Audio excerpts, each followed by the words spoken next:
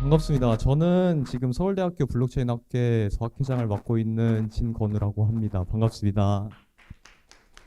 오늘 패널 세션에서는 제가 모더레이터를 맡게 되었습니다. 네, 안녕하세요. 저는 지금 솔라나 파운데이션에서 에이펙 그로스로 일을 하고 있는 김세린이라고 합니다. 현재 한국 프로젝트고요.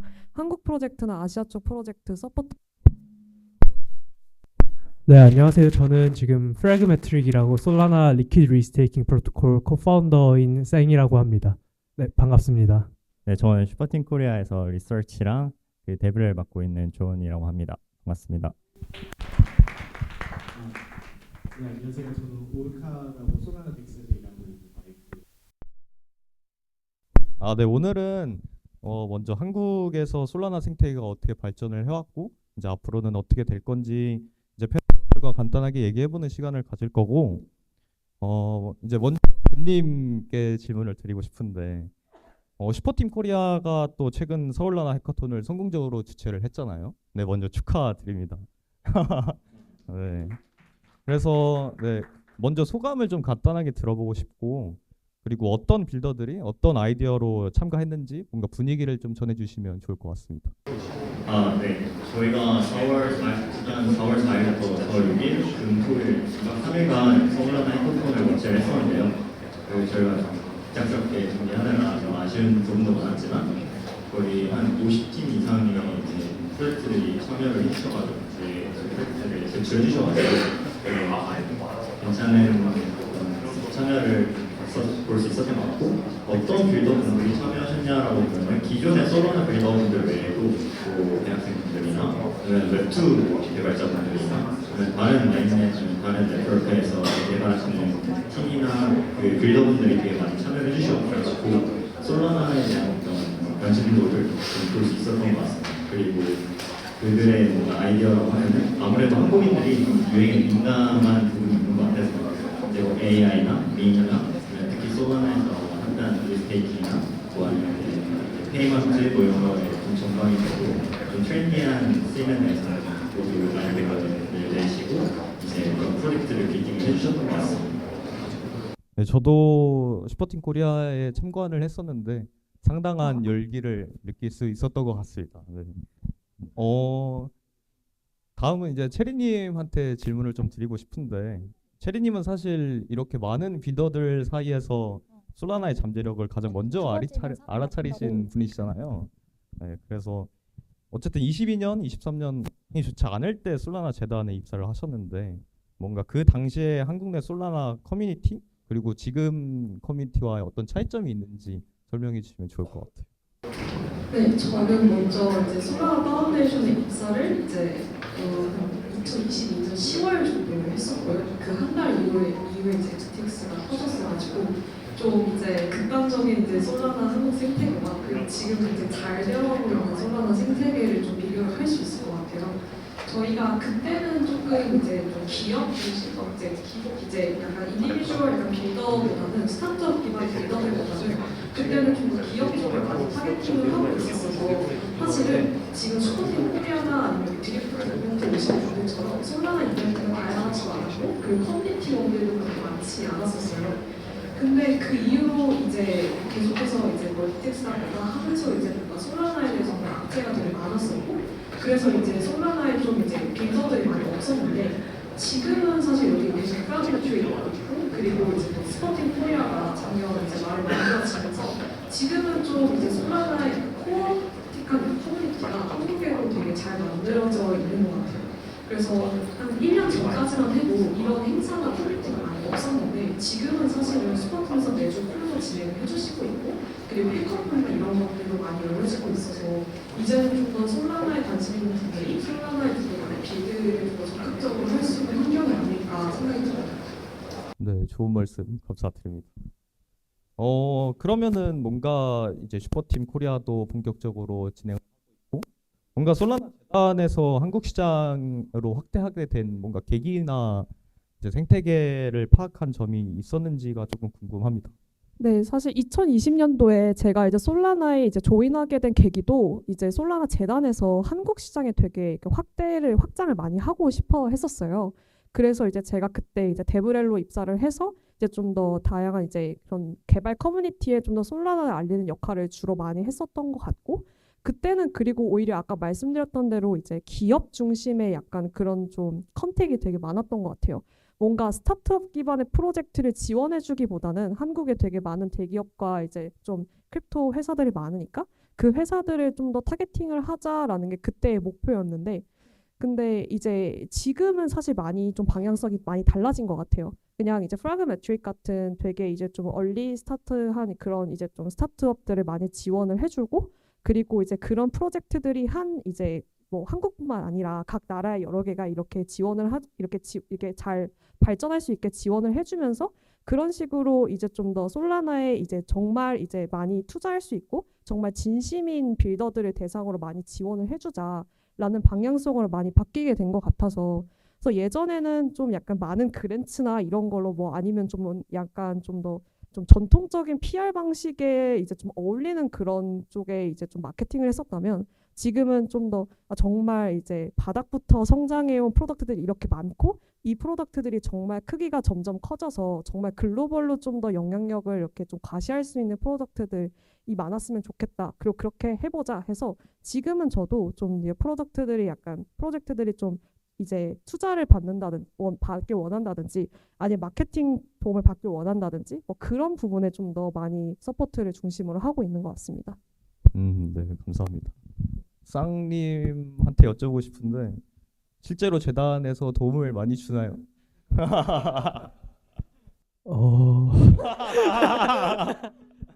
어, 체리님은 도움을 많이 주십니다. 사실 저희는 근데 이제 재단한테 직접적으로 도움을 요청한 적이 많지는 않아요. 주로 재단에서 도움을 준다면 뭐 마케팅 서포트, 뭐 공식 트위터 계정으로 마케팅 서포트를 해준다거나 아니면 밸리데이터 위임 뭐 이런 식으로 서포트를 해줄 수 있을 것 같은데, 저희는 마케팅 서포트를 아직 받지는 못했지만 곧 받을 거라고 기대하고 있고, 또 밸리데이터를 아직 돌리고 있지 않기 때문에 뭔가 직접적으로 도움을 받을 만한 일은 많이 없었던 것 같습니다. 대신에 뭐 저희가 요청을 하지 않은 것도 있어요. 그렇기 때문에 뭐 그렇게 나쁘게 생각하고 있지는 않고요. 항상 체리님이 도움 많이 주셔서 정말 감사합니다.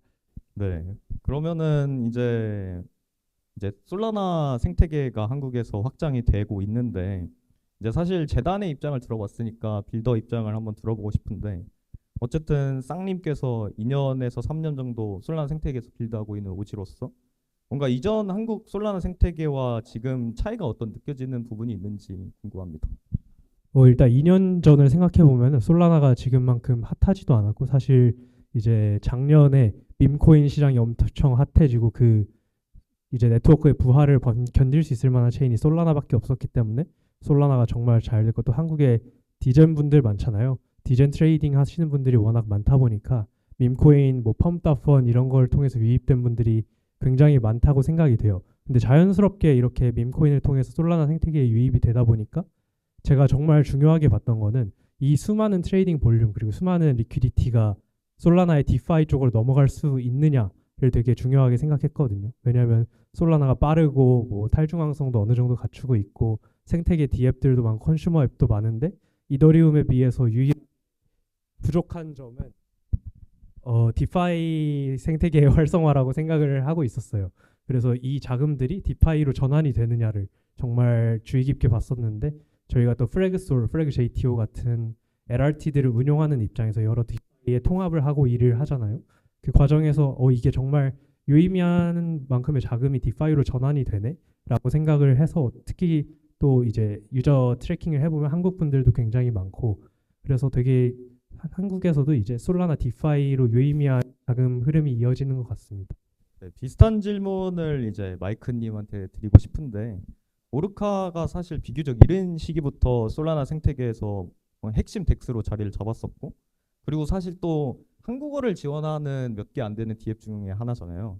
그래서 솔라나가 뭔가 한국에서 본격적으로 주목을 받기 시작한 시점 이후에 뭔가 오르카 측에서 GTM 전략을 뭔가 새롭게 조정하거나 뭔가 새롭게 시도한 그런 부분이 있는지 궁금합니다. 네, 확실히 오르카는 이제 한국 시장 이전에 사실 아시아 시장에 대해서 되게 중요시했던 부분이 많이 컸던 것 같아요.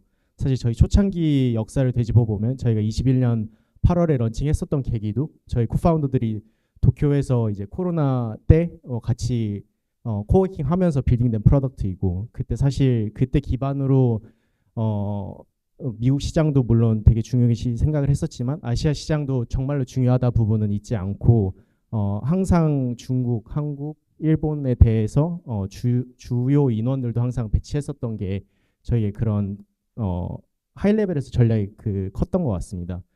한국 시장 자체에 대해서는 저희가 물론 초창기부터 지원을 많이 했었었는데, 한국 시장은 아시다시피 특이하게 중앙거래소가 워낙 잘 돼 있었던 부분이 21년에서부터 23년이 되게 컸던 것 같아요. 실제 되돌이켜 보면 디파이가 그때는 사용자가 그렇게 많지 않았다.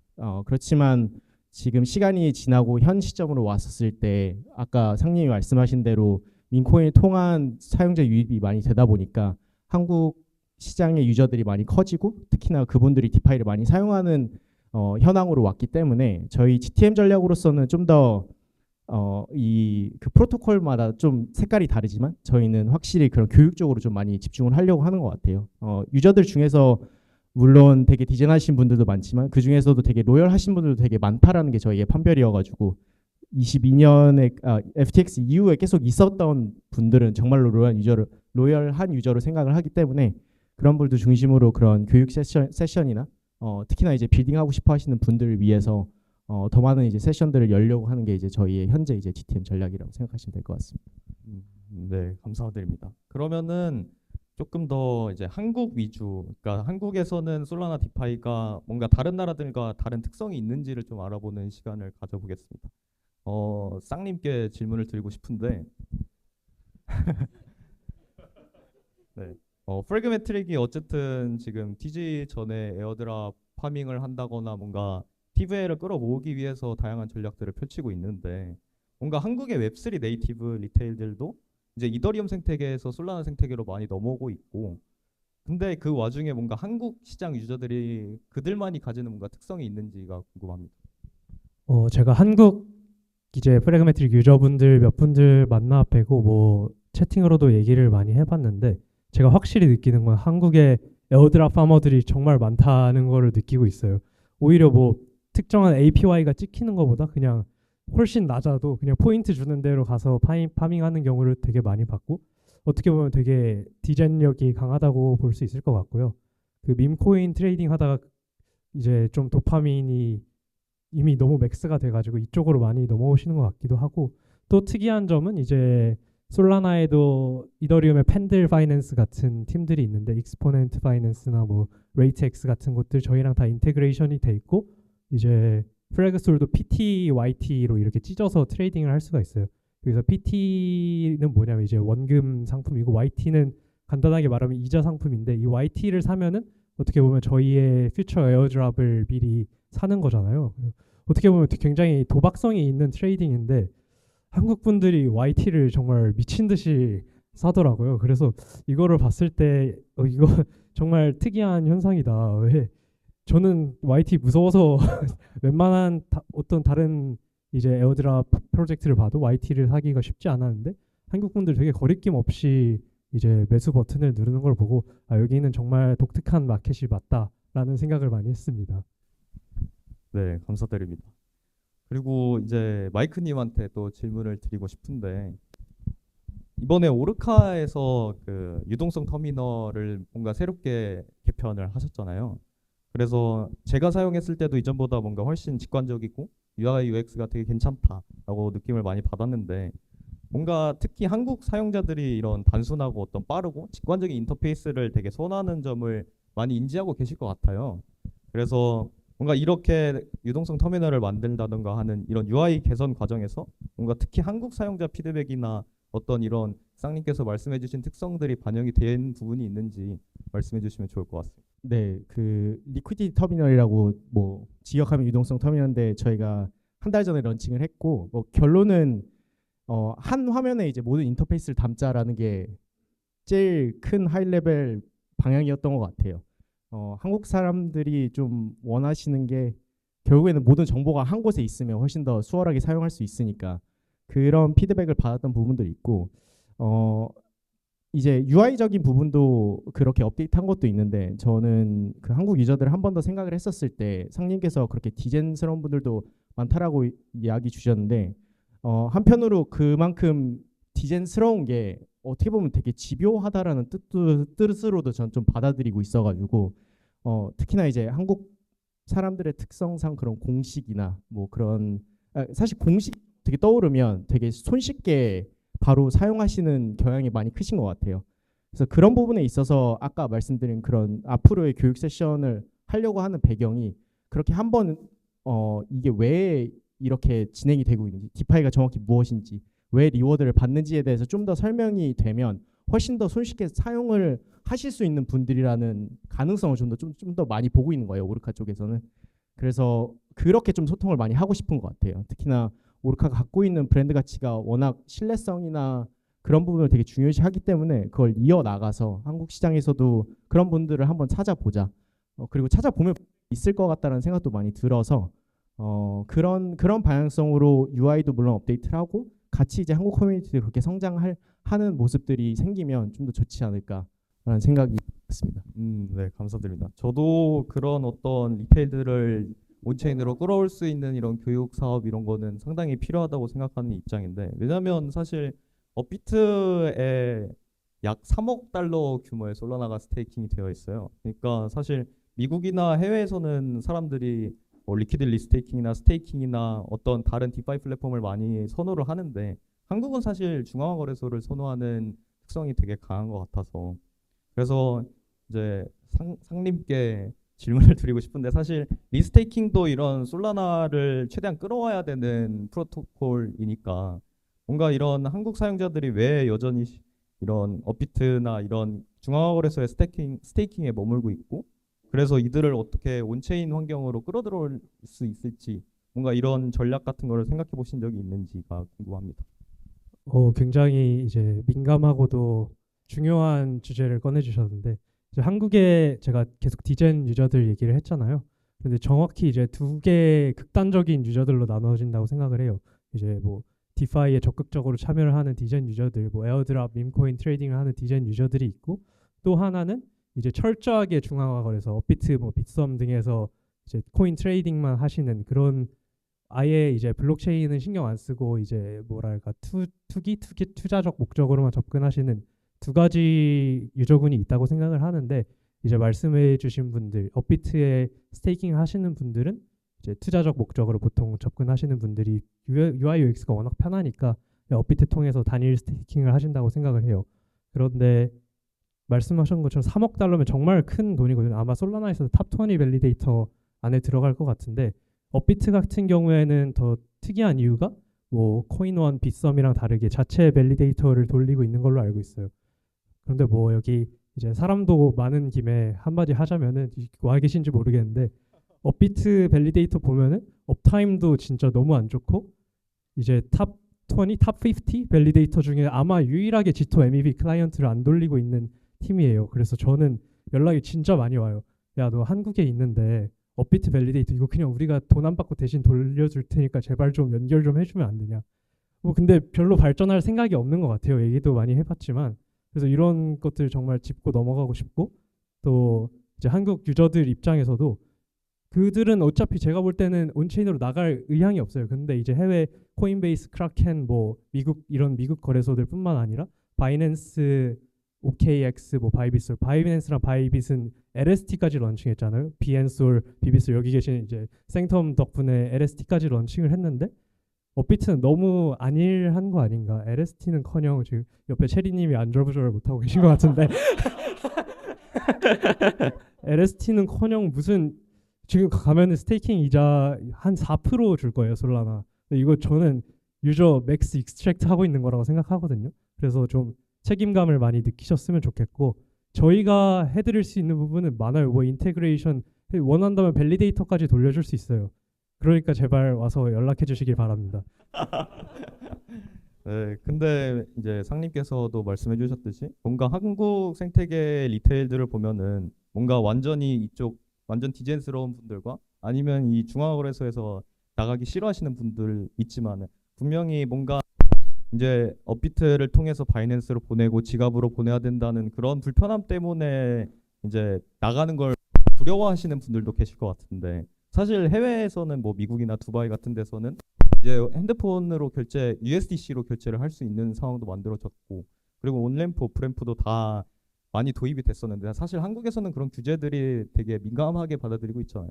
근데 앞으로 뭔가 한국에서 이런 온 오프램프 환경이 개선되었을 때 뭔가 한국 솔라나 디파이 생태계 많이 가질 수 있는 어떤 차별점이 있을지 아니면 뭔가 재단에서 구성하고 있는 이들을 끌어올 수 있는 전략들이 있을지 그런 것들을 좀 공유해 주시면 좋을 것 같습니다.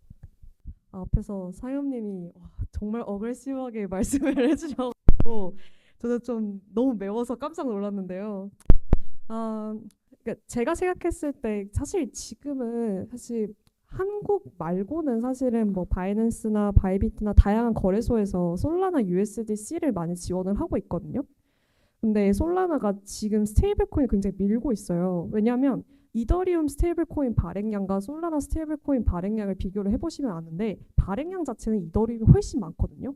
근데 스테이블 코인 트랜잭션 볼륨은 솔라나가 이더리움보다 월등히 높아요. 그러니까 발행량은 적은데 이더리움에 있는 스테이블 코인보다 더 많이 활용되고 사용이 되고 있는 거예요. 근데 사실은 한국에서는 보통 이제 USDC나 테더 같은 입금이 다 이더리움 네트워크로만 되기 때문에 사실 그 솔라나의 스테이블 코인에 대한 접근성이 굉장히 떨어지는 것 같아요. 하지만 재단은 그런 거를 이제 좀 더 확장하려고 많이 노력을 하고 있고요. 어쨌든 솔라나나 입금 출금이 좀 가능해지게 그게 사실 조금 약간 솔라나 쪽에 좀 더 사람들이 좀 더 약간 더 인볼브 할 수 있게 하는 온체인으로서 그렇게 하는 이제 기능을 할 수 있지 않을까 하고 또 제가 예전에 좀 통계 자료를 찾아보니까 실제 이제 CEX를 사용하는 한국에서 이제 업비트나 그런 거래소를 사용하시는 분들 중에 개인 지갑으로 돈을 빼는 비율이 한 4% 정도로 알고 있어요. 근데 사실 디파이나 퍼프덱스 같은 거를 실제로 활용을 하려면 사실 개인 지갑에서 돈을 빼야 되잖아요. 근데 사실 일단 업비트에서 바로 빼는 경우도 많이 없고 사실은 이제 바이낸스라는 이제 좀 글로벌 거래소를 사용하시는 분들도 굉장히 비율이 굉장히 낮거든요. 근데 사실 이런 게 뭐 트래블러리나 이런 규제적인 문제 때문에라고 저는 생각을 하고 지금 이제 뭐 개인 지갑 100만 원 이하도 뭐 제한하니 많이 하고 있는 상황에서 사실은 이제 좀 그런 디파이 같은 것들을 사용하기가 조금 어려운 환경이라고 생각을 하고 그리고 이제 이런 디파이 교육도 사실은 좀 더 약간 거래소나 이런 데서 하는 게 아니라 다 KOL 같은 리테일에서 다 하고 있거든요.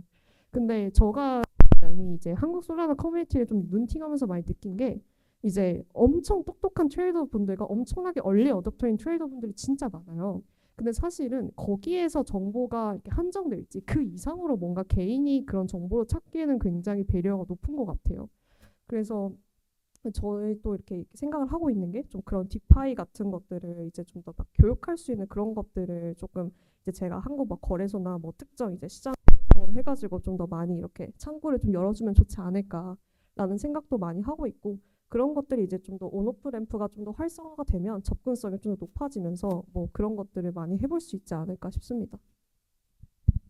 사실 교육 사업, 뭐 교육 플랫폼 이런 거 상당히 공감하는 게 언제 저한테 연락이 한번 왔었는데 이제 거래소에서 솔라나를 인출했는데 시드 구문을 줄 테니까 자기가 좀 찾아달라 어떻게 하는지 모르겠다라고 하신 분이 있었어요. 그러니까 이제 그런 부분이 확실히 조금 한국에서는 개선이 많이 돼야 될 것 같다는 생각이 들고 그래서 이제 마지막 질문 이제 존님께 드리고 싶은데 이제 사실 슈퍼팀에서는 이렇게 좀 성장하고 있는 한국 내 솔라나 생태계 이런 모멘텀을 바탕으로 조금 다음 단계로 확장할 전략이 필요할 것이라고 생각을 좀 해요.